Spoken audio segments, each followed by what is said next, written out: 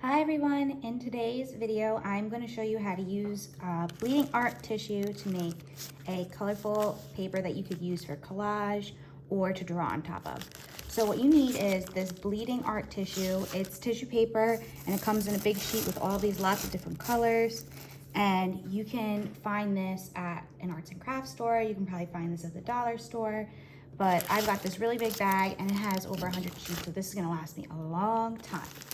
So I've already gone and I've already cut the pieces of the bleeding tissue paper into these little squares. And what you need to do is you can take these little squares and lay them out all over your paper.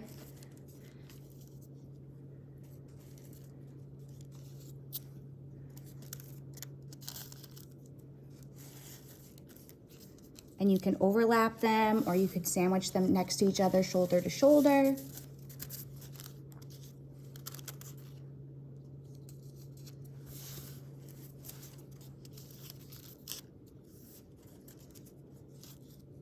And then what you're gonna wanna do is you're gonna wanna take your paintbrush and dip it in some water, get it nice and wet.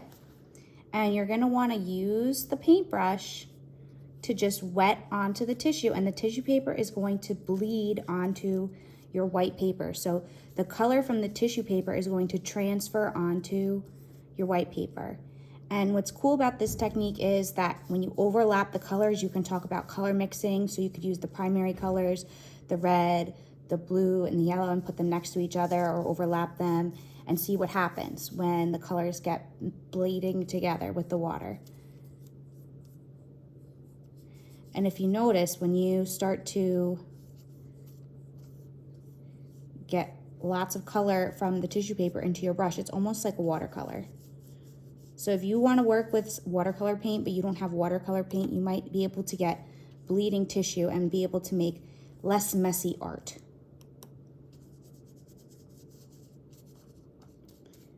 So after you get all these pieces of tissue paper nice and wet, you're gonna wanna let them dry, and then you can peel them off the paper. Then you can use this paper to make a collage. You could draw on top of it, you could write on top of it.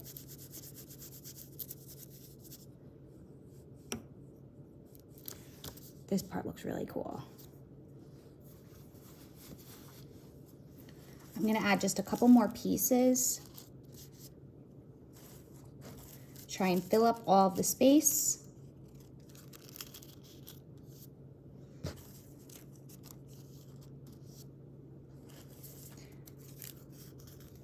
Let's put this one here.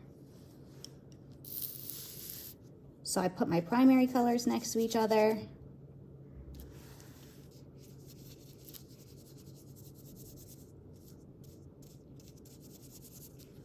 And you could see that we made some green. You could see we've made some purple, some orange.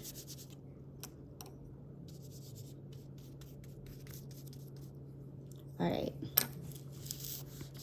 Because I want to be able to make this video nice and short, I'm going to start to try to peel some of these off so we could see the colorful design.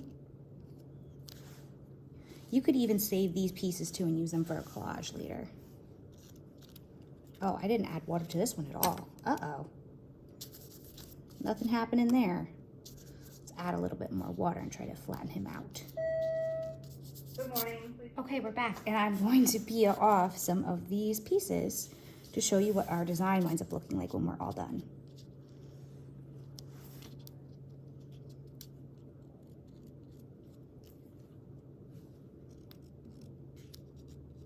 I really think it's a lot easier to wait until everything is dry to peel them off. But for the purpose of this video, I want to be able to show you what the end result will be.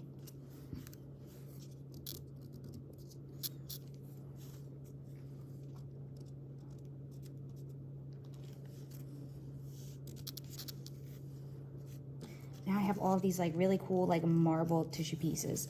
Those will be fun to use for something else. All right, I think I've gotten them all. Oh, nope, I missed one. I missed this orange square. Okay. So you could always cut your tissue paper up into different pieces, different shapes, different sizes. You can make them long stripes. You could try different patterns with them. You could try putting them in the shape of a color wheel and making all the colors bleed together. I really like using the white and showing how the colors will get lighter. I also like using the primary colors together to show the color mixing of the primary colors. Hope you have fun trying this out at home.